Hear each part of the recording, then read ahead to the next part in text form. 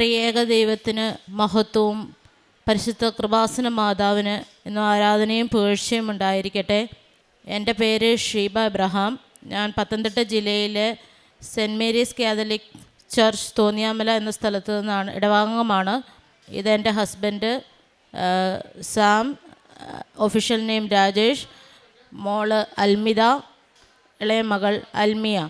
ഞങ്ങളെ കുടുംബപരമായി ഈ പ്രത്യക്ഷീകരണത്തിൻ്റെ സാക്ഷിയാക്കിയതിന് പരിശുദ്ധ കൃപാസന മാതാവിനോട് ദിവ്യകുമാരനോടും 1000 നന്ദി പറയുന്നു. ഇതെൻ്റെ രണ്ടാമത്തെ ഉടമ്പടി സാക്ഷ്യമാണ്. 2023 ഞാൻ സാക്ഷ്യം പറഞ്ഞിട്ടുള്ളതാണ്. എൻ്റെ ആദ്യത്തെ സാക്ഷ്യത്തിനെക്കാട്ടി 3 ഇരട്ടി മധുരമാണ് എൻ്റെ ഈ രണ്ടാമത്തെ സാക്ഷ്യം. കാരണം ആദ്യത്തെ സാക്ഷ്യത്തിൽ ഞാൻ ഒറ്റയ്ക്കാണ് സാക്ഷ്യം പറഞ്ഞതെങ്കിൽ ഇന്ന് ഈ അൾത്താരയിൽ എനിക്ക് കുടുംബമായി നിന്ന് സാക്ഷ്യം പറയുവാൻ പരിശുദ്ധ കൃപാസന മാതാവ് എന്നെ സഹായിച്ചതിനെ ഓർത്ത് 1000 നന്ദി പറയുന്നു. ആദ്യമായിട്ടുള്ള എൻ്റെ സാക്ഷ്യം എൻ്റെ സാമ്പത്തിക മേഖലയിൽ പരിശുദ്ധ കൃപാസന മാതാവിൻ്റെ സംരക്ഷണമാണ്. 2025 മെയ് മാസത്തിൽ എൻ്റെ വീടിൻ്റെ റിനോവേഷൻ നടക്കുന്ന സമയമായിരുന്നു. അപ്പോൾ വീട്ടിൽ ഞങ്ങൾ ഡെയിലി ആവശ്യങ്ങൾക്കായി കുറച്ച് ഗോൾഡ് വീട്ടിലുണ്ടായിരുന്നു. എൻ്റെ അമ്മയും മൂത്ത മകളും മാത്രമാണ് നാട്ടിലുള്ളത്. ഞാനൊരു നേഴ്സാണ്, സൗദിയിൽ വർക്ക് ചെയ്യുന്നു. ഹസ്ബൻഡ് ഒരു എക്സ് മിലിറ്ററി ആണ്. ഇപ്പോൾ എൻ്റെ ഒപ്പം തന്നെ അവിടെ ഒരു പ്രൈവറ്റ് സ്ഥാപനത്തിൽ സൗദിയിൽ വർക്ക് ചെയ്യുന്നു. അപ്പം വീട്ടിൽ അമ്മയും മോളും മാത്രമേ ഉണ്ടായിരുന്നുള്ളൂ. റിനോവേഷൻ്റെ സമയത്ത് വീട്ടിലുണ്ടായിരുന്ന ഏകദേശ കണക്കാണ് 12 പവനിൽ കൂടുതലായിട്ടുള്ള ഗോൾഡ് മിസ്സാകുന്നു എന്ന് പറഞ്ഞു കഴിഞ്ഞാൽ ഞങ്ങൾ ഇതറിയുന്നത് ഓഗസ്റ്റ് മാസം അവസാനം, അതായത് ഇത് സംഭവിച്ചതിന് ശേഷം, റിനോവേഷൻ തുടങ്ങിയതിന് ശേഷം 3 മാസത്തിന് ശേഷമാണ് അറിയുന്നത് ഇത് കാണാനില്ല എന്നുള്ള. കാരണം ഒരു കല്യാണ ചടങ്ങിന് വേണ്ടി മോക്ക് പോകാൻ വേണ്ടി ഞാൻ അമ്മയോട് ഫോൺ വിളിച്ചപ്പോൾ പറഞ്ഞു മോക്ക് ഇതിൽ ഒരു സാധനം ഇട്ട് കൊടുക്കാൻ പറഞ്ഞു. കാരണം സ്കൂളിൽ പോകുന്ന കുട്ടിയായതുകൊണ്ട് ഒന്നും ഇടാറില്ല. അപ്പോൾ അതൊന്ന് ഇട്ട് കൊടുക്കാൻ വേണ്ടി ഞാൻ അമ്മയോട് പറഞ്ഞപ്പോഴാണ് അമ്മ ഇത് അന്വേഷിച്ചു. അന്നേരം കാണാതെയായി. പക്ഷേ അമ്മയ്ക്ക് കിട്ടിയില്ല. പക്ഷേ ഇത് ഞാൻ അറിയുന്നില്ല. ഞാൻ വിചാരിക്കുന്നത് ഇത് ഇട്ടുപോയി, കല്യാണ ചടങ്ങിന് പോയി എന്നാണ്. പിന്നെ ഏകദേശം ഒരാഴ്ചയോളം ഇവരിത് അന്വേഷണമായി. എന്നോട് പറഞ്ഞില്ല. കാരണം അമ്മയ്ക്കറിയാം എൻ്റെ ജീവിതത്തിലെ ആകെ ഒരു സമ്പാദ്യം എന്ന് പറയുന്നത് ഇത് മാത്രമേ ഉള്ളൂ. അതിൽ ഇൻക്ലൂഡഡായി ഈവൻ ഞങ്ങളുടെ വെഡ്ഡിങ്ങിൻ്റെ റിങ് ഉൾപ്പെടെ എല്ലാ സാധനങ്ങളും അതിലുണ്ടായിരുന്നു. അമ്മയ്ക്കത് എന്നോട് പറയാനുള്ള ഒരു ധൈര്യമില്ലായിരുന്നു. അമ്മ വളരെയധികം ടെൻഷനിലായി. BP ഉള്ള ഒരാളാണ്. പെട്ടെന്ന് ടെൻഷൻ കൂടി BP എല്ലാം കൂടുതലായിട്ട് പത്തനംതിട്ടയിൽ തന്നെ ഒരു സ്വകാര്യ ആശുപത്രിയിൽ അഡ്മിറ്റായി.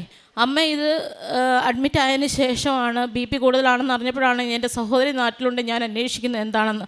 അപ്പോൾ അവൾ എന്നോട് പറഞ്ഞു, എടി നീ അമ്മയോടൊന്നും ചോദിക്കരുത്, ഇങ്ങനെയൊരു സംഭവമുണ്ട്, ഒന്നും അമ്മയ്ക്ക് വിഷമമാകണ്ട, ഇത് കാണാതെ പോയിട്ടുണ്ട്, നീ പ്രാർത്ഥിക്കുക, നീ ഉടമ്പടിയിലല്ലേ എന്ന് അവളും പറഞ്ഞു. പക്ഷേ അത് കേട്ടപ്പോൾ എനിക്ക് ആദ്യം വിഷമം ഉണ്ടായാലും പെട്ടെന്ന് ഒരു ധൈര്യം വന്നു. കാരണം അതെന്ന് പറയുന്നത് എനിക്ക് എൻ്റെ ദൈവം തന്ന ജോലിയിൽ നിന്നും എനിക്ക് കിട്ടിയ സമ്പാദ്യത്തിൽ നിന്നും ഞാൻ സമ്പാദിച്ചതാണ്. അത് ഒരു കാവൽക്കാരി മാത്രമാണ് ഞാൻ. അപ്പോൾ എനിക്ക് വല്ലാത്തൊരു ധൈര്യം ഉണ്ടായി. ഞാൻ പ്രാർത്ഥിക്കാൻ തുടങ്ങി. പക്ഷേ ഇടയ്ക്ക് വീട്ടിൽ വിളിക്കുമ്പോൾ അന്വേഷിക്കും. അങ്ങനെ ഞാൻ അമ്മയോട് പറഞ്ഞു, അമ്മേ സാരമില്ല, അത് പൊക്കോട്ടെ, കുഴപ്പമില്ല, ദൈവം നമുക്ക് തരാനുള്ളതാണെങ്കിൽ അത് തന്നുകൊള്ളുമെന്ന് പറഞ്ഞു. അതിനുശേഷം ഞാൻ എൻ്റെ കണ്ടിന്യൂസായിട്ട് പ്രാർത്ഥിച്ചു. ഏകദേശം 2 ആഴ്ചയോളമായി ഈ സംഭവം നടന്നിട്ട് അവസാനം ഇതിനൊന്നും ഒരു മാറ്റവുമില്ല. അപ്പം തീർച്ചയായും ഇത് പൂർണ്ണമായും നഷ്ടപ്പെട്ടു എന്ന് എല്ലാവർക്കും ഉറപ്പായി. കാരണം റിനോവേഷൻ ടൈമിൽ വിവിധങ്ങളായിട്ടുള്ള ആൾക്കാർ വീട്ടിൽ വന്ന് പോയിട്ടുണ്ട്. ആർക്കും ഇതിനെപ്പറ്റി അറിയത്തില്ല. ചിലപ്പം പ്രായമുള്ള ആൾക്കാരൊക്കെ വീട്ടിലുള്ളവർക്ക് അറിയാം. അത് പൂർണ്ണമായിട്ട് നഷ്ടപ്പെട്ടു എന്ന് തന്നെ വിചാരിച്ചു. അപ്പോൾ ഞാൻ പ്രത്യേകിച്ച് പെട്ടെന്ന് മനസ്സിലൊരു ആഗ്രഹം ഉണ്ടായി, ഒരു light A candle prayer request ഇട്ട് പ്രാർത്ഥിക്കാമെന്ന്. അതായത് ഇത് 2 വീക്സിന് ശേഷമാണ് നഷ്ടപ്പെട്ടു എന്ന് അറിഞ്ഞതിന് ശേഷം. അങ്ങനെ ഞാനൊരു light A candle prayer request ഇട്ടതിന് ശേഷം പിറ്റേ ദിവസം രാത്രിയിൽ, അതായത് 48 hours കഴിഞ്ഞു, എൻ്റെ അമ്മയ്ക്ക് പെട്ടെന്ന് അമ്മ ഹോസ്പിറ്റലിൽ നിന്നൊക്കെ ഡിസ്ചാർജായി വീട്ടിൽ വന്നപ്പം അമ്മ എന്നോട് പറഞ്ഞു, അതിന് ശേഷമാണ് ഞാൻ അറിയുന്നത്, ശക്തമായിട്ട് ഒരു സ്ഥലം അമ്മയ്ക്ക് മാതാവ് എഴുന്നേക്ക്, നീ അവിടെ പോയി നോക്ക് എന്നുള്ളൊരു പ്രേരണ ശക്തമായിട്ടുണ്ടായി. അത് ആക്ച്വലി എൻ്റെ വീടുമായിട്ട് ബന്ധമില്ലാതെ അപ്പുറത്തുള്ള ഞങ്ങളുടെ പഴയ വീടാണ്. അവിടെ പോകാൻ വേണ്ടി ഒരു സാധ്യതയും കുറവാണ്. അമ്മ വെച്ചെന്ന് 100% ഉറപ്പുള്ള സ്ഥലത്ത് പല പ്രാവശ്യം പല ആൾക്കാർ, ബന്ധുക്കാരെല്ലാവരും ചെന്ന് നോക്കി, കിട്ടിയില്ല. പക്ഷേ ഈ സ്ഥലം ശക്തമായ പ്രേരണ ഉണ്ടായ സമയത്ത്, അത് ഏകദേശം രാവിലെ ടൈമാണ്. അപ്പം ആ സമയത്ത് ഞാൻ പ്രഭാത പ്രാർത്ഥന തുടങ്ങുന്ന സമയമാണ്. ഞാൻ പിന്നീട് അന്വേഷിച്ചപ്പോൾ, അപ്പോൾ അമ്മ പെട്ടെന്ന് അത് പ്രേരണ ഉണ്ടായതിന് ശേഷം അവിടെ പോയി നോക്കിയപ്പോൾ വളരെ എല്ലാവർക്കും കാണാവുന്ന ഒരു രീതിയിൽ തുറസായ ഒരു സ്ഥലത്ത് ആ സാധനം, ആ കെട്ട് അതേപോലെ ഇരിക്കുന്നു. വളരെ അത്ഭുതമായി അമ്മ എന്നെ വിളിച്ച് കരഞ്ഞുകൊണ്ടാണ് പറഞ്ഞത്. ഞാൻ ആ സമയം തന്നെ, അതിന് മുമ്പ് തന്നെ ഞാൻ ലൈറ്റ് ക്യാൻഡിൽ പ്രെയർ റിക്വസ്റ്റ് ഇട്ട സമയത്ത് തന്നെ ഉടമ്പടി പേപ്പറിൻ്റെ ബ്ലൂ പേപ്പറിൽ ഞാൻ എഴുതി വെച്ചു, ഇത് എൻ്റെ ഉടമ്പടി, ഇത് കിട്ടുവാണെങ്കിൽ ഇതെൻ്റെ ഉടമ്പടി സാക്ഷ്യമായിരിക്കും. പിന്നെ 2 വർഷമായി ഞാൻ കൃപാസന റാലിക്ക് വന്നുകൊണ്ടിരിക്കുന്ന വ്യക്തിയാണ്. അപ്പം ഞാൻ പറഞ്ഞു, അപ്പം അച്ഛൻ്റെ എല്ലാ ടോക്കുകളും ഞാൻ കേൾക്കാറുണ്ട്, അപ്പോൾ അതിന് സാമ്പത്തിക സഹായം എന്ന രീതിയിൽ അതിൽ തന്നെ ഞാൻ എഴുതി വെച്ചിരുന്നു, ഇതെനിക്ക് തിരിച്ചു കിട്ടുവാണെങ്കിൽ ഇതിൽ 1 പവൻ സ്വർണത്തിൻ്റെ വില ഞാൻ മഹാറാലിക്ക് വേണ്ടി, കൃപാസന മഹാറാലിക്ക് വേണ്ടി അയച്ചു കൊടുക്കും. ഈ സംഭവം ഞാൻ എൻ്റെ പേഴ്സണലായിട്ട് ആരോടും പറയാതെ ചെയ്തതാണ്. എൻ്റെ അമ്മ, എൻ്റെ പള്ളി മലങ്കര കാത്തലിക് ചർച്ച് തോന്നിയാമല മാതാവിൻ്റെ നാമത്തിലുള്ള പള്ളിയാണ്. അവിടെ ഒരു നിത്യസഹായ മാതാവ്, ഒരു കൽക്കുരിശുണ്ട്. അമ്മയും അവിടെ നേർച്ച പറഞ്ഞു, ഇത് കിട്ടുകയാണെങ്കിൽ അമ്മയും അതിൻ്റെ ഒരു ഭാഗം ആ കുരിശടി കൊടുത്തേക്കാമെന്ന്. അങ്ങനെ വളരെ ഭംഗിയായി ഈ കുരിശടി റിനോവേഷൻ ചെയ്യാൻ ഞങ്ങളുടെ കുടുംബത്തിന് ഇതുമൂലം സഹായകമായി. എൻ്റെ രണ്ടാമത്തെ സാക്ഷ്യം എൻ്റെ ഹസ്ബൻഡിനെ കുറിച്ചാണ്. ഞാൻ 2022 മുതൽ ഉടമ്പടിയിൽ ജീവിക്കുന്ന ഒരു വ്യക്തിയാണ്. പക്ഷേ എൻ്റെ ഹസ്ബൻഡ് ഒരിക്കൽ പോലും എൻ്റെ ഒപ്പം ഉടമ്പടി പ്രാർത്ഥനയിലോ മറ്റുള്ള കാര്യങ്ങളിലോ പങ്കെടുക്കാത്ത ഒരു വ്യക്തിയാണ്. ഒരു എക്സ് മിലിറ്ററി ആയിട്ടുള്ള ഒരാളാണ്. അതിൻ്റേതായിട്ടുള്ള ഒരു രീതിയും കാര്യങ്ങളും ഒക്കെ ഉണ്ട്. പിന്നെ അക്രൈസ്തവമായിട്ടുള്ളൊരു ബാക്ക്ഗ്രൗണ്ടിൽ നിന്ന് വന്ന ആൾ കൂടിയാണ്. പക്ഷേ ഞാൻ പ്രാർത്ഥിക്കുന്നതിലോ പുള്ളിക്ക് പള്ളിയിൽ പോകുന്നതിലോ മാതാവിൻ്റെ വിശ്വാസത്തിലോ ഒരു കുഴപ്പവുമില്ല. പക്ഷേ കൃപാസന മാതാവിൽ വിശ്വാസമില്ല. അപ്പം എനിക്ക് ഭയങ്കര 2023 ഞാൻ എൻ്റെ ഉടമ്പടി പുതുക്കുവാൻ വന്നിട്ട് തിരിച്ചു പോയപ്പോൾ ഫ്ലൈറ്റിൽ നിന്ന് എൻ്റെ കാശ് രൂപം സെക്യൂരിറ്റി ചെക്കിങ് കഴിഞ്ഞ് ഞാൻ ബാഗിൽ നോക്കിയപ്പോൾ ഞാൻ പ്രഭാത പ്രാർത്ഥനയ്ക്ക് കാശ് രൂപം പിടിച്ച് പ്രാർത്ഥിച്ചിട്ടുണ്ട്. പക്ഷേ സെക്യൂരിറ്റി ചെക്കിങ് കഴിഞ്ഞ് ഞാൻ എത്തിയപ്പോൾ ഞാൻ ഈ കാശ് രൂപം പ്രാർത്ഥിക്കുന്ന സ്ഥലത്ത് വെക്കാൻ വേണ്ടി നോക്കിയപ്പോൾ എൻ്റെ കാശ് രൂപം നഷ്ടപ്പെട്ടിരുന്നു. ഞാൻ എൻ്റെ ജീവിതത്തിലെ ഏറ്റവും സങ്കടപ്പെട്ട നിമിഷമാണ്.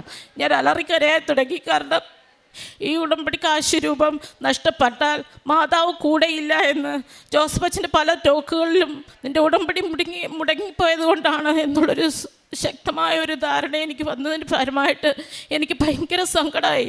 ഞാനപ്പോൾ എനിക്കറിയായിരുന്ന ഒരു കാരണം എൻ്റെ മനസ്സിൽ പറഞ്ഞു, പെട്ടെന്ന് നീ മാത്രം ഒറ്റയാൾ പോരാട്ടം നടത്തിയിട്ട് കാര്യമില്ല, നിൻ്റെ ഭർത്താവും കുഞ്ഞുക്കളും എന്ത് ഉടമ്പടിയിലാകുന്നോ അതായിരിക്കും ഈ ഉടമ്പടി മുടങ്ങാൻ കാരണമെന്ന് ഞാൻ വളരെ സങ്കടത്തോടെ ഹസ്ബൻഡിനോട് പറഞ്ഞു. നിങ്ങൾ എൻ്റെ ഒപ്പം പ്രാർത്ഥനയിലോ മറ്റു കാര്യങ്ങളിലോ കൂടാറില്ല, ഒരു പക്ഷേ അതായിരിക്കും എൻ്റെ ഉടമ്പടി. പുള്ളിയും ഈ ഉടമ്പടി കാശ് രൂപം വേണ്ടി എയർലൈൻസിലും അവിടെ എവിടെയൊക്കെ അന്വേഷിക്കുകയുണ്ടായി. പക്ഷേ ഒന്നും ഒരു ഫലമുണ്ടായില്ല. പക്ഷേ അന്നു മുതൽ ഞാൻ 1 വർഷം ഉടമ്പടി കാശ് രൂപം നഷ്ടപ്പെട്ടുവെങ്കിലും ഉടമ്പടി ജീവിതം മുടക്കിയില്ല. അത് കണ്ടിന്യൂ ചെയ്തു. പ്രാർത്ഥിക്കുകയും മറ്റുള്ള പ്രേക്ഷിത പ്രവർത്തനവും കാരുണ്യ പ്രവർത്തനങ്ങളും എല്ലാ കാര്യങ്ങളും മുന്നോട്ട് കൊണ്ടുപോയി. 2024 നവംബറിൽ ഞാൻ വീണ്ടും നാട്ടിലെത്തി പുതിയ ഉടമ്പടി എടുക്കുകയും ഇന്ന് ഞാനും എൻ്റെ ഹസ്ബൻഡും എൻ്റെ ഇളയ മോളും മാത്രമാണ് സൗദിയിലുള്ളത്. ഞങ്ങൾ ഉടമ്പടി ജീവിതം നയിക്കുന്നു. പുള്ളിയുടെ സാക്ഷ്യം എന്ന് പറയുന്നത് വലിയൊരു ആക്സിഡൻറ്റിൽ നിന്നും 1 അല്ല 2 പ്രാവശ്യം എൻ്റെ ഒപ്പം ഞാൻ മാത്രം ഉടമ്പടിയിലുള്ള സമയങ്ങളിൽ 2023 റോഡിൽ ഓയിൽ ഉണ്ടായിരുന്നു. അതിൽ നിന്ന് സ്കിപ്പായി വണ്ടി. ഹസ്ബൻഡ് ഉൾപ്പെടെ 3 ആൾക്കാർ ആ വണ്ടിയിലുണ്ടായിരുന്നു. ഡ്യൂട്ടി സ്ഥലത്തിന് ഔട്ട് സൈഡിൽ വെച്ച് ഇലക്ട്രിക് പോസ്റ്റിൽ ഇടിക്കുകയും ഇലക്ട്രിക് പോസ്റ്റ് പൂർണ്ണമായി തകരുകയും ചെയ്തു. എങ്കിൽ ആ വണ്ടിക്ക് മാത്രം കുറച്ച് പ്രശ്നങ്ങളൊക്കെ ഉണ്ടായെങ്കിലും ഈ 3 പേർക്കും ഒരു കുഴപ്പവുമില്ലാതെ മാതാവ് കാത്തുപരിപാലിച്ചു. അതിനുശേഷം അതിന് പെനാൽറ്റി ആയി. കാരണം വെളിയിലുള്ളവർക്കറിയാം, അവിടെ ഗവൺമെൻറ്റിൻ്റെ ഏതെങ്കിലും സാധനങ്ങളോ കാര്യങ്ങളോ ഒക്കെ നശിച്ചാൽ വളരെ വലിയ പെനാൽറ്റിയാണ്. ഏകദേശം 10,000 റിയാൽ പെനാൽറ്റി അടിച്ചു. അങ്ങനെ ഞാൻ വളരെ സങ്കടത്തിലായി. ദൈവമേ, ഉടമ്പടി ജീവിതത്തിലാണെങ്കിലും പുള്ളി ഒരു പ്രാർത്ഥനയ്ക്കൊക്കെ വന്ന് കൂടിയ സമയത്താണെങ്കിലും വീണ്ടും ആകണമെങ്കിൽ ഞാൻ ഈ പ്രാർത്ഥിക്കുന്നതിൽ കാര്യമില്ലല്ലോ എന്ന് പുള്ളിയും വിചാരിക്കും. അതുകൊണ്ട് മാതാവേ എന്തെങ്കിലും ഒരു വഴി കാണിച്ചു തരണമെന്ന് പ്രാർത്ഥിച്ചു. അതിൻ്റെ ഫലമായിട്ട് കമ്പനിയിൽ ഹെൽപ്പ് ചെയ്യുകയും ആ വളരെ തുച്ഛമായ ഒരു തുക പുള്ളിൽ നിന്ന് ഈടാക്കി ബാക്കി മുഴുവൻ തുകയും കമ്പനി പേ ചെയ്ത് പെനാൽറ്റിയിൽ നിന്ന് ഒഴിവാക്കുകയും ചെയ്തു. രണ്ടാമത്തെ ആക്സിഡൻറ്റ് സംഭവിച്ചത് ഈ മാസം 7-ാം തീയതിയാണ്. ഞാൻ മോളുടെ 10ാം ക്ലാസ്സിലാണ്. അതിൻ്റെ ഭാഗമായിട്ട് ഞാൻ നാട്ടിലേക്ക് വന്നു. ഇളയ മോളും കൂടെ നാട്ടിലേക്ക് വന്നു. ഹസ്ബൻഡ് മാത്രമാണ് അവിടെ ഉണ്ടായിരുന്നത്. ആ സമയത്ത് ഒരു ദിവസം ഞാൻ ഒരു കാരുണ്യ പ്രവൃത്തിയുടെ ഭാഗമായിട്ട് മറ്റുള്ളവർക്ക് ബസ് സ്റ്റാൻഡിൽ ഫുഡ് കൊടുക്കുന്നതിന് വേണ്ടി ഞാൻ പോയിരിക്കുകയായിരുന്നു. അന്ന് രാവിലെ ഹസ്ബൻഡ് വിളിച്ചു, എന്നോട് സംസാരിച്ചു വെച്ചു. പക്ഷേ കുറേ നേരമായിട്ടും ഞാൻ പള്ളിയിലൊക്കെ പോയി ഭക്ഷണമൊക്കെ കൊടുത്തിട്ട് വന്നിട്ട് വളരെ വൈകി. അപ്പം എൻ്റെ ഫോണിൽ കോളൊന്നും കാണുന്നില്ല. അപ്പം ഞാൻ വിചാരിച്ചു എന്താണ് ഇത്രയും നേരം വിളിക്കാത്തതെന്ന് വിചാരിച്ച് ഞാൻ അങ്ങോട്ട് വിളിച്ചപ്പോൾ പുള്ളി ആക്സിഡൻറ്റ് സംഭവിച്ച സ്ഥലത്താണ് ഉണ്ടായിരുന്നത്. ഞാൻ ആളെ കണ്ടു, കുഴപ്പമില്ലെന്ന് എനിക്ക് മനസ്സിലായി. പക്ഷേ എനിക്ക് ആ വാഹനം കണ്ടപ്പോൾ എനിക്ക് വളരെയധികം ഇത് തോന്നി. കാരണം എന്താണെന്ന് ചോദിച്ചാൽ വണ്ടി പൂർണ്ണമായിട്ടും തലകീഴായിട്ട് മറിഞ്ഞ് മെയിൻ റോഡിൽ നിന്നും ഒരു മണ്ണിൽ ഉള്ള ഒരു റോഡിലേക്ക് 4 പേർ വീലും മേപ്പെട്ടായി ഒറ്റയ്ക്കേ ഉണ്ടായിരുന്നുള്ളൂ. എങ്കിലും ഒരു ഡിസേർട്ട് ഏരിയയാണ്, അവിടെ ആരും അങ്ങനെ വരാൻ സാധ്യത കുറവാണ്. എങ്കിലും വേറൊരു വാഹനം അതുവഴി മാതാവായിട്ട് തന്നെ കൊണ്ടുവരികയും ഞാൻ സെയിം കാരുണ്യ പ്രവൃത്തി ചെയ്തിരുന്ന ആ സമയത്ത് തന്നെയാണ് ഈ സംഭവം. പിന്നീട് ഞാൻ പറഞ്ഞപ്പോൾ എനിക്ക് മനസ്സിലായി ആ സമയത്ത് തന്നെയാണ് ഈ സംഭവം നടന്നിരിക്കുന്നത്. എങ്കിലും ആളുടെ ദേഹത്തു നിന്നും ഒരു പൊടി പോലും സ്കിന്നിനോ ബ്ലഡോ വരാതെ മാതാവിൻ്റെ ഉള്ളം കരങ്ങളിൽ മാതാവ് കാത്തുരുവാലിച്ചു. എങ്കിലും പൂർണ്ണമായിട്ടും ഞാൻ വിശ്വസിക്കുന്നു 2 ദിവസം ദേഹത്ത് ഒരു ചെറിയ വേദന മാത്രമേ ഉണ്ടായിരുന്നുള്ളൂ. കാരണം ആ മേളത്തെ ഡോർ പൊളിച്ചാണ് ആളെ ഇളക്കുന്നത്. അങ്ങനെ ആ വേദന മാത്രം ഉണ്ടായി. പാരസിറ്റോ പെയിൻ കില്ലർ മാത്രം കഴിച്ചു. ഒരു ഹോസ്പിറ്റലിൽ പോലും പോകാതെ മാതാവ് ആ മകനെ കാത്തു സൂക്ഷിച്ചു. അതിൻ്റെ ഫലമായാണ് ആ മകനും ഇന്ന് എൻ്റെ ഒപ്പം പ്രത്യക്ഷീകരണത്തിന് സാക്ഷിയായി ഈ സാക്ഷിപീഠത്തിൽ നിൽക്കുന്നത്. മൂന്നാമതായിട്ട് പറയാനുള്ളത് ഒരു രോഗസൗഖ്യമാണ്. വിശുദ്ധ വസ്തുക്കൾ ഉപയോഗിക്കുന്നത് മൂലം എനിക്കും എൻ്റെ കുടുംബത്തിനും ധാരാളം രോഗസൗഖ്യങ്ങൾ ഉണ്ടായിട്ടുണ്ട്. അതിൽ എൻ്റെ കൂടെ ആൾക്കാരില്ലാത്തതിനാൽ പറയാൻ പറ്റാത്ത സാക്ഷ്യങ്ങളുണ്ട്. എൻ്റെ മോളാണ് ഇത്, മൂത്ത മോൾ അൽമിത. അവൾ 10ാം ക്ലാസ്സിൽ പഠിക്കുന്നു. അവൾക്ക് 2024 മുമ്പ് തന്നെ ഏകദേശം 2 വർഷമായി അവൾക്ക് ഭയങ്കര സിവിയറായിട്ട് ഹെഡേക്ക് വരുമായിരുന്നു. ഒത്തിരി ഹോസ്പിറ്റലുകളിൽ, പ്രമുഖമായിട്ടുള്ള പല ഹോസ്പിറ്റലുകളും കാണിച്ചു. അവൾക്ക് ഒരു ഹാൻഡിന് ചെറിയൊരു വീക്ക്നെസ് കണ്ടിന്യൂസ് ആയിട്ട് എഴുതുമ്പോഴൊക്കെ ഉണ്ട്. അപ്പോൾ അങ്ങനെ എല്ലാവരും പറഞ്ഞു ന്യൂറോയുടെ പ്രോബ്ലം ആണെന്ന് എനിക്ക് മനസ്സിലായി. ഞാൻ പല ഹോസ്പിറ്റലുകളിലും ഡോക്ടർമാരെ പല ഡിപ്പാർട്ട്മെൻറ്റിലും കാണിച്ചു. ന്യൂറോ കാണിക്കുമ്പം അവർ പറയും ആൾക്ക് അമ്മയൊന്നും കൂടെ ഇല്ലല്ലോ, അതിൻ്റെ ടെൻഷൻ കൊണ്ടായിരിക്കാം, ഒന്ന് നോക്കുമെന്ന് പറഞ്ഞു. പല മരുന്നുകളും മാറി മാറി കൊടുത്തു. അതിനുശേഷം വേറെ പ്രമുഖമായ ഒരു ഹോസ്പിറ്റലിൽ ഞാൻ വന്നപ്പോൾ എനിക്ക് അവിടെ ഒന്ന് കൊണ്ട് കാണിക്കാൻ തോന്നി. അവിടെ ഒരു ന്യൂറോ ഹെഡിനെ കൊണ്ട് കാണിച്ചപ്പോൾ എന്ത് ഗുളികയാണ് കഴിക്കുന്നതെന്ന് കാണിച്ചു. അത് കഴിഞ്ഞപ്പോഴത്തേക്ക് ഡോക്ടർ പറഞ്ഞു ഇതൊക്കെ ഒന്ന് സ്റ്റോപ്പ് ചെയ്ത് നോക്ക്, നമുക്കൊരു EG 24 hours എടുത്തു നോക്കാമെന്ന് പറഞ്ഞു. അപ്പോൾ അതേ സമയത്ത് ഞാൻ പിന്നെ തിരിച്ചു പോകേണ്ട സമയമായി. ഞാൻ തിരിച്ചുപോയി. എൻ്റെ സിസ്റ്ററാണ് ഇവളെ കൊണ്ട് ഹോസ്പിറ്റലിൽ അഡ്മിറ്റായി 24 hours EG എന്ന റിപ്പോർട്ട് എന്ന ഇൻവെസ്റ്റിഗേഷന് വേണ്ടി തരുന്നത്. ആ സമയത്ത് EGയിൽ കൂടി ലെഫ്റ്റ് സെൻട്രൽ റീജിയൻ, ബ്രെയിനിൻ്റെ സെൻട്രൽ റീജിയനിൽ ഒരു ഹൈപ്പർ സ്റ്റിമുലേഷൻ ഉണ്ടാകുന്നതിൻ്റെ ഫലം കൊണ്ടാണ് ആൾക്ക് ഈ ജെർക്ക് മൂവ്മെൻറ്റ് ഹാൻഡിൽ മാത്രം ഉണ്ടാകുന്നതും സിവിയർ മൈഗ്രെയിൻ ഉണ്ടാകുന്നതൊന്നും കണ്ടുപിടിക്കാനിടയായി. ഡോക്ടർ ആദ്യം ഒരു ടാബ്ലറ്റ് പ്രിസ്ക്രൈബ് ചെയ്തിട്ട് പറഞ്ഞു 1 മാസം ഇത് കഴിക്ക്, സിവിയറായിട്ട് വരുന്ന സമയത്ത് ഇത് ഉപയോഗിച്ച് നോക്കാൻ പറഞ്ഞു. ആ സമയത്ത് അവൾ കുറച്ച് ദിവസങ്ങൾ ആ ടാബ്ലറ്റ് എടുത്തു. ഞാൻ നാട്ടിലുള്ള സമയത്ത് അമ്മയോട് ഞാൻ പറഞ്ഞു വിശുദ്ധ വസ്തുക്കൾ കൊടുക്കണമെന്ന് പറഞ്ഞു. പക്ഷേ കണ്ടിന്യൂസ് ഒന്നും അവൾ ഉപയോഗിച്ചില്ല. കാരണം എപ്പോഴും എന്തിനും അവൾക്കൊരു അസിസ്റ്റൻറ്റ് വേണം. അതുകൊണ്ട് മീൻസ് അതൊക്കെ പിള്ളേരെ കമ്പൽ ചെയ്യാൻ ഒരാൾ വേണം. പലപ്പോഴും അമ്മയെ അത് മിസ്സാക്കി. അങ്ങനെ അത് വല്ലപ്പോഴും ഞാൻ ഓർമ്മിപ്പിക്കുന്ന സമയങ്ങളിൽ മാത്രം ഉപയോഗിച്ചിട്ടുണ്ട്. പക്ഷേ ഞാൻ നാട്ടിൽ വരുമ്പോൾ ഇവളുടെ നെറ്റിയിൽ തൈലം ഉപയോഗിക്കുകയും വിശുദ്ധ വസ്തുക്കൾ ഉപ്പും തേനും അവൾക്ക് കൊടുക്കുകയും ചെയ്തു. അതിനുവേണ്ടി എന്നും എൻ്റെ പ്രാർത്ഥനയിലുണ്ടായിരുന്നു. അത് ഈ തലവേദന കാരണം അവൾക്ക് കണ്ടിന്യൂസ് ആയിട്ട് റീഡ് ചെയ്യാനോ പഠിക്കുവാനോ, ആൾ CBSE സിലബസിൽ പഠിച്ച ഒരാളാണ്, പെട്ടെന്ന് ഇങ്ങനെ പഠിക്കാനുള്ള ഇൻട്രസ്റ്റ് ഒന്നുമില്ല. അങ്ങനെ ഭയങ്കര സങ്കടത്തിലായി. ഞാൻ പറഞ്ഞു, പഠിച്ചില്ലേലും വേണ്ടില്ല എൻ്റെ ഈശോയെ, ഒരമ്മയായി നീ കൂടെ ഇരിക്കണം. കാരണം ഒരു അമ്മയുടെ വിഷമം എല്ലാവർക്കും മനസ്സിലാവും ഇങ്ങനത്തെയുള്ള കണ്ടീഷനിലൊക്കെ. അങ്ങനെ ഒത്തിരി പ്രാർത്ഥിക്കുന്നതിൻ്റെ ഫലമായിട്ട് ഇവൾക്ക് ഈ ടാബ്ലറ്റ് എടുക്കുമ്പോൾ എപ്പോഴും അസ്വസ്ഥതയാണ്. അപ്പോൾ അമ്മ എന്നോട് പറഞ്ഞു, എടി ഈ ടാബ്ലറ്റ് എടുത്തു കഴിഞ്ഞാൽ പിന്നെ അവൾ ഏത് സമയവും കിടപ്പാണ്, ലൈറ്റ് ഇടാൻ സമ്മതിക്കത്തില്ല, ഭയങ്കര മൂകതയാണെന്ന് പറഞ്ഞു. ഞാൻ അപ്പം മാതാവിനോട് പറഞ്ഞു, ഞാൻ ഇനി ഈ ടാബ്ലറ്റ് അവൾക്ക് കൊടുക്കുന്നില്ല. ഞാൻ തീരുമാനിച്ചു, നീ മാറ്റുവാണെങ്കിൽ മാറ്റ്, അല്ലെങ്കിൽ വേണ്ട. കാരണം ഞാൻ എൻ്റെ ഉടമ്പടി ജീവിതത്തിൽ ഞാൻ മുന്നോട്ട് പോകുന്നൊരു വ്യക്തിയാണ്. പൂർണ്ണമായിട്ടും മാതാവിൽ വിശ്വസിച്ചു. ഞാനിവിടെ വെക്കേഷന് വന്നപ്പോൾ കഴിഞ്ഞ നവംബറിൽ വന്ന് ജോസഫ് അച്ഛൻ്റെ ബ്ലെസ്സിങ് മേടിച്ചു. ജോസഫ് അച്ഛൻ ഒരു കാശ് രൂപം കൊടുത്തു അവൾക്ക് പ്രാർത്ഥിച്ചിട്ട്. അവൾക്ക് പേടിയാണ്, ഇത് മിസ്സാകുമോ എന്ന് വിചാരിച്ച് കഴുത്തിലിടാറില്ല. ഞാൻ പറഞ്ഞു, പറ്റുന്ന സമയങ്ങളിലൊക്കെ ഇതെടുത്ത് പ്രാർത്ഥിക്കുക. എന്നിട്ട് എൻ്റെ പ്രാർത്ഥനയിലും ഉണ്ടായിരുന്നു. അങ്ങനെ ഇപ്പോൾ അതിനുശേഷം കുറച്ച് ദിവസങ്ങൾ മാത്രമേ ഞങ്ങൾ ഉപയോഗിച്ചിട്ടുള്ളൂ. അതിനുശേഷം പൂർണ്ണമായിട്ടും ടാബ്ലറ്റും കാര്യങ്ങളും എല്ലാം ഡിസ്കണ്ടിന്യൂ ചെയ്തു.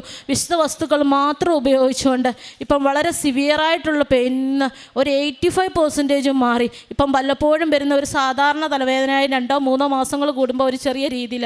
ഇന്നലെ ഞാൻ സാക്ഷ്യം പറയാൻ വേണ്ടി ഇവിടെ വരുമെന്ന് പറഞ്ഞപ്പോൾ ഇവർക്കൊക്കെ മടിയാണ് കൂടെ നിൽക്കാൻ വേണ്ടി. അപ്പം ഞാൻ അവളോട് പറഞ്ഞു, അവിടെ സാക്ഷ്യം പറയണമെങ്കിൽ കൂടെ ആൾക്കാർ വേണം, അത് ശരിയാണോ എന്നറിയാൻ വേണ്ടി, ഇല്ലെങ്കിൽ ഞാൻ സാക്ഷ്യം പറയില്ല. അപ്പോൾ അവൾ പറഞ്ഞു, അമ്മേ ഞാനും വന്നു കൊള്ളാമെന്ന്. അങ്ങനെ സാക്ഷ്യം പറയുവാൻ ഇന്ന് എൻ്റെ മകളും എൻ്റെ ഒപ്പം ഇരിക്കുന്നു. രണ്ടാമത് ലഭിച്ചത് എൻ്റെ രോഗസഖ്യമാണ്. എനിക്ക് 5 വർഷമായി എൻ്റെ ലെഫ്റ്റ് ബ്രസ്റ്റിലും റൈറ്റ് ബ്രസ്റ്റിലും സിസ്റ്റ് ഉണ്ടായിരുന്നു. ലെഫ്റ്റ് ബ്രസ്റ്റിൽ എൻ്റെ ഇളയ മോളുടെ പ്രായമാണ്, മൂത്ത മോളുടെ പ്രായമാണ്. ആ സമയം തൊട്ട് ആപ്സിസ് ആയതിനു ശേഷം സർജറിയൊക്കെ ചെയ്തതിന് ശേഷം ഉണ്ടായ ഒരു സിസ്റ്റാണ്. അതിന് ഞാൻ 4 വർഷമായിട്ട് അൾട്രാസൗണ്ട് ചെയ്യുന്നുണ്ടായിരുന്നു. എല്ലാ വർഷവും വെക്കേഷൻ വരുമ്പോൾ അൾട്രാസൗണ്ട് ചെയ്യും. പക്ഷേ 3ാമത്തെ വർഷം അൾട്രാസൗണ്ട് ചെയ്തപ്പോൾ മാമോഗ്രാം ചെയ്യണമെന്ന് പറഞ്ഞു. അങ്ങനെ മാമോഗ്രാം ചെയ്തപ്പോൾ അതിൽ നിന്ന് ഡോക്ടർ പറഞ്ഞു, നിങ്ങളുടെ ലെഫ്റ്റിൽ മാത്രമല്ല റൈറ്റ് ബ്രസ്റ്റിലും സിസ്റ്റ് ഉണ്ട് എന്ന് പറഞ്ഞു. അപ്പം വർഷം തോറും മാമോഗ്രാം ചെയ്യണമെന്ന് പറഞ്ഞു. 2ാമത്തെ വർഷം ഞാനത് പറഞ്ഞതിന് ശേഷം വന്നപ്പോൾ ഞാൻ വിശുദ്ധ വസ്തുക്കൾ അതിനുശേഷം എപ്പോഴും ഉപയോഗിക്കുമായിരുന്നു. ഞാൻ എല്ലാ ദിവസവും രാവിലത്തെ പ്രാർത്ഥനയ്ക്ക് ശേഷം വിശുദ്ധ വസ്തുക്കൾ ഉപയോഗിച്ചു. അതിൻ്റെ ഫലമായിട്ട് കഴിഞ്ഞ വർഷം ഞാൻ വന്ന് മാമോഗ്രാം ചെയ്തപ്പോൾ ഡോക്ടർ പറഞ്ഞു, ലെഫ്റ്റ് സൈഡിലെ നിൻ്റെ സിസ്റ്റർ ഇപ്പോൾ പൂർണ്ണമായും വളരുന്നില്ല, സെയിം എങ്ങനെയായിരിക്കുന്നു. കഴിഞ്ഞ 2 വർഷമായിട്ട് അതിന് ചെറിയ രീതിയിൽ വളർച്ചയുണ്ടായിരുന്നു. ഈ 1 വർഷമായിട്ട് പൂർണ്ണമായും അതിൻ്റെ വളർച്ച നിന്നു പോയിരിക്കുന്നു. നിൻ്റെ റൈറ്റ് ബ്രസ്റ്റ് തീർത്തും ഫ്രീ ആണ്. ഇനി മാമോഗ്രാമോ അൾട്രാസൗണ്ടോ ചെയ്യേണ്ട യാതൊരു കാര്യവും ഇല്ല. അത് നിങ്ങൾക്ക് ആവശ്യമാണെങ്കിൽ 40 വയസ്സിന് മുകളിലായതുകൊണ്ട് 2 വർഷം കൂടുമ്പോൾ വേണമെങ്കിൽ മാത്രം നിങ്ങൾക്കൊന്ന് അൾട്രാസൗണ്ടോ നിങ്ങൾ ഡോക്ടർ സജസ്റ്റ് ചെയ്യുവാണെങ്കിൽ മാത്രം ചെയ്യുകയോ ചെയ്താൽ മതിയെന്ന് പറയുന്നു. അങ്ങനെ ആ വിഷയത്തിലും മാതാവിൻ്റെ മാധ്യസ്ഥമുണ്ടായി. അടുത്ത സാക്ഷ്യം എൻ്റെ ഇളയ മകളെ അൽമിയ. ഇവൾക്കിപ്പോൾ 6 വയസ്സുണ്ട്. ഇവളെ 4 മാസം തൊട്ട് എൻ്റെ ഒപ്പമാണ് സൗദിയിൽ. ഞാൻ വിസിറ്റിംഗ് വിസയിലാണ് ഇവളെ കൊണ്ടുപോയിരിക്കുന്നത്. കാരണം ഞങ്ങൾ 2 പേരും പ്രൈവറ്റ് സെക്ടറിലാണ് വർക്ക് ചെയ്യുന്നവരാണ്. ഞങ്ങൾക്ക് പല രീതിയിലും ശ്രമിച്ചു നോക്കി ഇവളെ അന്ന് തൊട്ട് എൻ്റെ ഇക്കാമയിലൊന്ന്, എൻ്റെയോ ഹസ്ബൻഡിൻ്റെയോ ആരുടെയെങ്കിലും ഇക്കാമയിലൊന്ന് ആക്കാൻ പറ്റുമോ എന്ന്. പക്ഷേ ഒരിക്കലും അവിടുത്തെ റൂൾസ് അറിയുന്നവർക്ക് അറിയാം, അത് പ്രൈവറ്റ് സെക്ടറിൽ വർക്ക് ചെയ്യുന്നവർക്ക് ഒരിക്കലും അത് പ്രാവർത്തികമല്ല.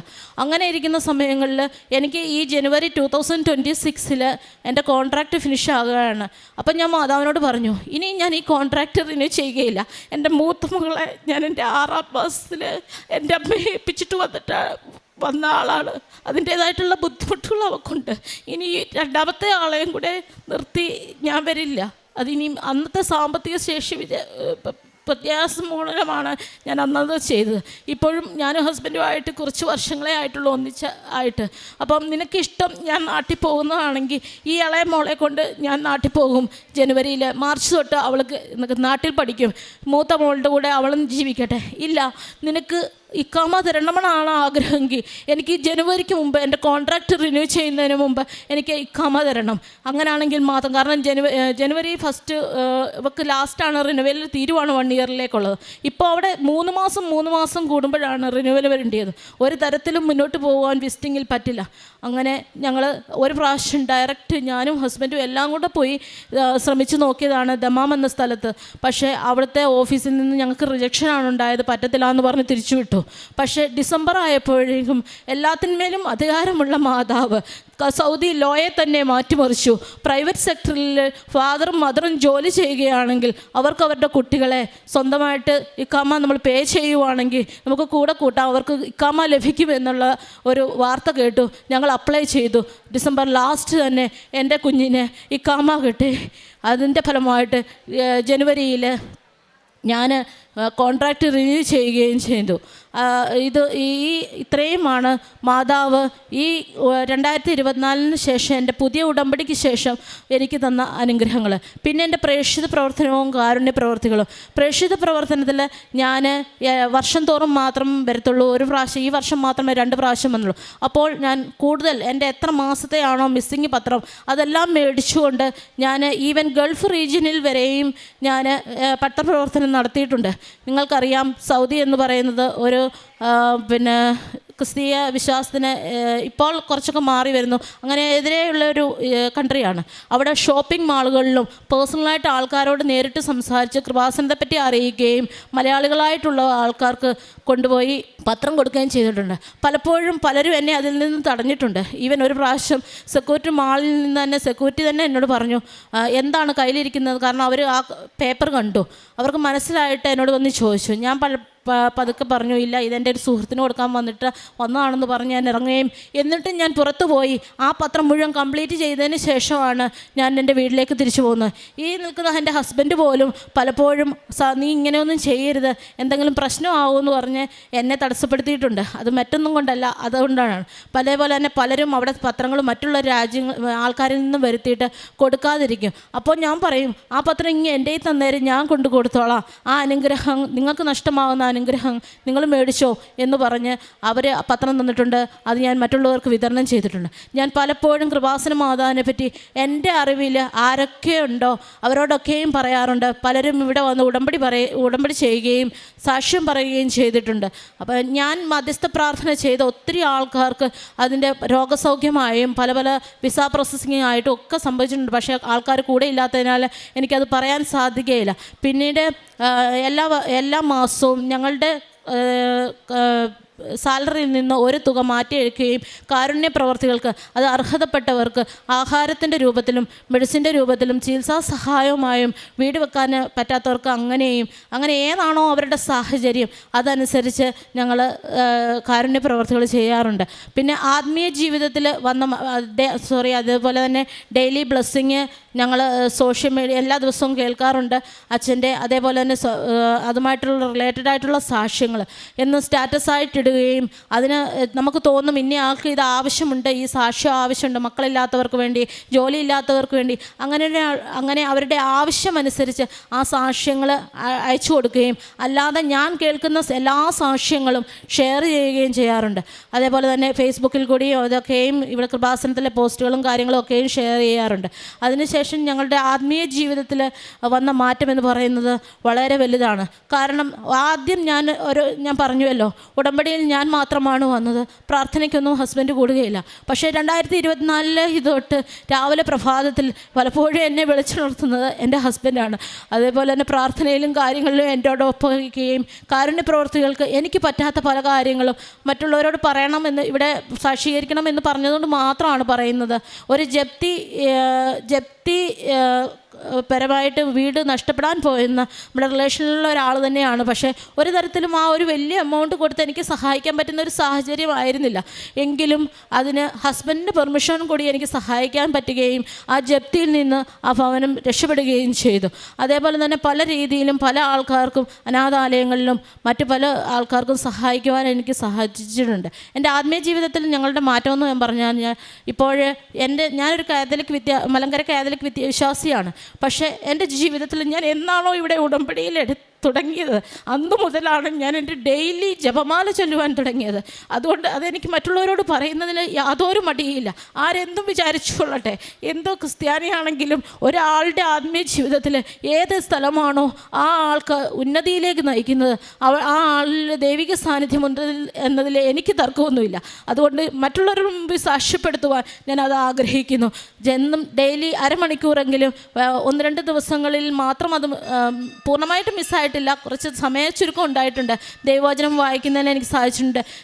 2 പ്രാവശ്യം പൂർണ്ണമായും ബൈബിൾ വായിക്കുന്നതിലും. ഇതിപ്പോൾ 3ാമത്തെ വർഷമാണ് ഞാൻ ബൈബിൾ കണ്ടിന്യൂ ചെയ്തുകൊണ്ടിരിക്കുന്നത്. അതേപോലെ തന്നെ ചെറിയ ചെറിയ പ്രാർത്ഥനാ കൂട്ടായ്മകൾ, മാധ്യസ്ഥ പ്രാർത്ഥനകളായിട്ടും ഇടവക തലത്തിലാണെങ്കിലും അങ്ങനെ പറ്റുന്ന രീതിയിലൊക്കെ പ്രേക്ഷിത പ്രവർത്തനം നടത്താൻ ഈ കുടുംബപരമായിട്ട് ഞങ്ങൾക്കിപ്പം സാധിക്കുന്നുണ്ട്.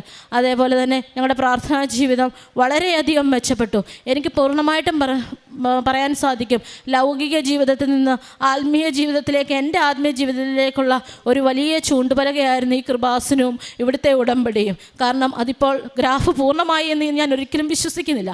പക്ഷേ ഒത്തിരി കുറവുകളൊക്കെ ഉള്ള ജീവിതം തന്നെയാണ്. പക്ഷേ എന്തെങ്കിലും വ്യത്യാസമുണ്ടെങ്കിൽ അതിവിടെ വന്നതിന് ശേഷമാണ്. ഇതിനു മുമ്പും പല കാര്യങ്ങളിലും പ്രാർത്ഥനാ ജീവിതവും കാര്യങ്ങളും ഒക്കെ ഉണ്ടായിരുന്നു. എങ്കിലും വളരെ ഒരു ഡിഫറൻസ് എനിക്ക് മനസ്സിലാക്കാൻ സാധിക്കുന്നത് കൃപാസനത്തിലെ ഉടമ്പടി വീട്ടിലാണ്. അതുകൊണ്ട് ഞാൻ ഇവിടെ കൂടിയിരിക്കുന്ന എല്ലാ ദൈവമക്കളോടും പറയുന്ന ഒന്ന് കാര്യമുണ്ട്. നിങ്ങൾ ഉടമ്പടിയിൽ ഉറച്ചു വിശ്വസിക്കുക. നിങ്ങളുടെ ആത്മീയ ജീവിതത്തിലോ നിങ്ങളുടെ കാരുണ്യ പ്രവർത്തികളിലോ ഒരിക്കലും പിന്നോട്ട് പോകേണ്ട ആവശ്യമില്ല. നമ്മൾ ഒരു പ്രാവശ്യം ഇവിടെ വന്നിട്ടുണ്ടെങ്കിൽ, ഇന്ന് കുടുംബമായിട്ട് മാതാവ് എന്നെ ഈ സ്റ്റേജിൽ നിർത്തിയിട്ടുണ്ടെങ്കിൽ അതിന് കാരണം ദൈവത്തിൻ്റെ വലിയ അനുഗ്രഹം മാത്രമാണ്. അനുഗ്രഹം വൈകിയാലും അതൊരിക്കലും നിങ്ങളുടെ അടുത്ത് വരാതെ തിരിച്ചു പോവുകയില്ല. മാതാവ് കൃപാസനത്തിലൂടെ എനിക്ക് തന്ന എല്ലാ അനുഗ്രഹങ്ങൾക്കും ഞാൻ എൻ്റെ വ്യക്തിപരമായ പേരിലും എൻ്റെ കുടുംബപരമായും കൃപാസനത്തോടുള്ള നന്ദിയും കടപ്പാടും പരിശുദ്ധ മാതാവിനോടുള്ള നന്ദിയും കടപ്പാടും പറഞ്ഞുകൊണ്ട് എൻ്റെ എളിയ സാക്ഷ്യം നിർത്തുന്നു. അപ്പോൾ തങ്ങളുടെ കഷ്ടതയിൽ അവർ കർത്താവിനോട് നിലവിളിച്ചപേക്ഷിച്ചു. അവിടുന്ന് അവരെ ഞെരുക്കങ്ങളിൽ നിന്ന് രക്ഷിച്ചു. സങ്കീർത്തനം 107:19 കഷ്ടതയിൽ ദൈവത്തെ വിളിക്കാൻ ഇന്നിൻ്റെ ഒരു വലിയ പദ്ധതിയാണ് ഉടമ്പടി. ദൈവത്തിൻ്റെ ഇടപെടൽ ചിലപ്പോൾ ഉടമ്പടിയിൽ ഉടനടിയാവാം, ചിലപ്പോൾ നമുക്ക് ശക്തി നൽകുകയാവാം, ചിലപ്പോൾ ഒരു പുതിയ വഴി തുറക്കലാവാം. ദൈവം നമുക്ക് പ്രശ്നങ്ങളുടെ നടുവിൽ നിലകൊള്ളാനുള്ള ഒരു ശക്തിയാണ് ഉടമ്പടി മക്കൾക്ക് ഉടമ്പടി ജീവിതത്തിൽ ലഭിക്കുന്നത്. പ്രാർത്ഥന രക്ഷയിലേക്കുള്ള വാതിലാണ്. ഈ മകൾ പറഞ്ഞതുപോലെ ആത്മീയ ജീവിതത്തിലെ ചൂണ്ടുപലകയാണ് ഉടമ്പടി എന്നാണ്. നാം തളരുമ്പോഴും ദൈവത്തെ തിരയുമ്പോഴും ദൈവം പ്രതികരിക്കുന്നത് ഉടമ്പടിയിലൂടെയാണെന്നാണ് ഓരോ മക്കളുടെ സാക്ഷ്യത്തിൽ നമുക്ക് മനസ്സിലാക്കാൻ സാധിക്കുന്നത്. ദൈവത്തിൻ്റെ കരുണ നമ്മുടെ യോഗ്യതയെ ആശ്രയിച്ചല്ല, നമ്മുടെ വിളിയെ ആശ്രയിച്ചാണ്. നമ്മുടെ കരച്ചിൽ, നമ്മുടെ നിലവിളി, നമ്മുടെ വിശ്വസ്തയോടെയുള്ള ഉടമ്പടി ജീവിതമാണ് ദൈവത്തിൻ്റെ കരുണ നമ്മളിലേക്ക് എത്തിക്കുന്നത്. നമ്മളുടെ ജീവിതത്തിലും കൂടുതൽ തീക്ഷ്ണതയോടെ ഈശോ അമ്മയെ സ്നേഹിക്കുവാനും മറ്റുള്ളവരെ അറിയിക്കുവാനും നമുക്ക് ശ്രമിക്കാം. ഒരു പത്രം കിട്ടുമ്പോൾ തന്നെ സൗദിയിലൊക്കെ മതപരമായിട്ട് അതൊന്നും സാധ്യമല്ല. എങ്കിലും ഈ മകള് മറ്റുള്ളവർക്ക് നഷ്ടമാകാതെ, അനുഗ്രഹം നഷ്ടമാകാതെ മറ്റുള്ളവരുടെ പത്രം കൂടെ അവിടെ ചെന്ന് കൊടുക്കുകയാണ്. പിന്നീട് ഈ മകൾ ചെയ്യുന്ന ഓരോ ആത്മീയ ജീവിതത്തിലെ ഓരോ കാര്യങ്ങളും ഈശോയും അമ്മയും കൂടുതൽ അറിയാത്തവരെ അറിയിക്കാനും അറിഞ്ഞവരെ ആഴപ്പെടുത്തുവാനുമുള്ള ശ്രമമാണ്. ഈ മകൾ പറഞ്ഞത് ഏറ്റവും കൂടുതൽ ഇവരുടെ ജീവിതത്തിൽ കുടുംബം ഒന്നിക്കുകയും കുടുംബത്തോടെ പ്രാർത്ഥന ചെല്ലുവാനും ഒരു നല്ലൊരു ക്രിസ്ത്യൻ കുടുംബം, അതായത് ദൈവത്തിൽ ഈശോയിലും അമ്മയിലും സ്നേഹത്തോടെ ഉറച്ച ഒരു കുടുംബജീവിതം നയിക്കുവാനും ഈശോയിലും അമ്മയിലുള്ള ഒരു ആത്മീയ ഉണർവാണ് ഉടമ്പടി ജീവിതത്തിലൂടെ ഇവർക്ക് ലഭിച്ചത്. ഉടമ്പടി ജീവിതം നമ്മുടെ ജീവിതത്തിലും പുതിയ ഒരു ആത്മീയ ഉണർവുണ്ടാക്കുവാനായിട്ട് നമുക്ക് വേണ്ടിയും നമുക്കും പ്രാർത്ഥിക്കാം. ജീവിതത്തിലെ ഏത് കഷ്ടതയിലായാലും വിശ്വസ്തയോടെ നമുക്കും കർത്താവിനെ വിളിക്കാം. അവൻ നമ്മെ രക്ഷിക്കും. കൃപാസനം അമ്മയുടെ മധ്യസ്ഥതയിൽ നമ്മുടെ എല്ലാ കഷ്ടതകളും ദൈവത്തിൻ്റെ രക്ഷാനുഭവമാക്കി മാറ്റാമെന്ന് നമുക്ക് പ്രാർത്ഥിക്കാം. ഈശോയും അമ്മയും നമ്മളെയും നമ്മുടെ കുടുംബത്തെയും അനുഗ്രഹിക്കട്ടെ എന്ന് നമുക്ക് പ്രാർത്ഥിച്ചുകൊണ്ടും ഷീബ അബ്രഹാമിന് ലഭിച്ച എല്ലാ അനുഗ്രഹങ്ങൾക്കും നമുക്ക് കരങ്ങളടിച്ച് ദൈവത്തെ മഹത്വപ്പെടുത്താം. യേശുവേ നന്ദി, യേശുവേ സ്തുതി, ആവേ മരിയ. അത്യപൂർവ ദൈവാനുഭവങ്ങൾ ഇനി നിങ്ങൾക്കും സ്വന്തം. ഈ യൂട്യൂബ് ചാനൽ ഇതുവരെ സബ്സ്ക്രൈബ് ചെയ്തിട്ടില്ലെങ്കിൽ ഇപ്പോൾ തന്നെ സബ്സ്ക്രൈബ് ചെയ്യുക. ഈ വീഡിയോ ഇപ്പോൾ തന്നെ നിങ്ങളുടെ സുഹൃത്തുക്കൾക്ക് ഷെയർ ചെയ്തുകൊണ്ട് കർത്താവിൻ്റെ പ്രേക്ഷിതരാകുക.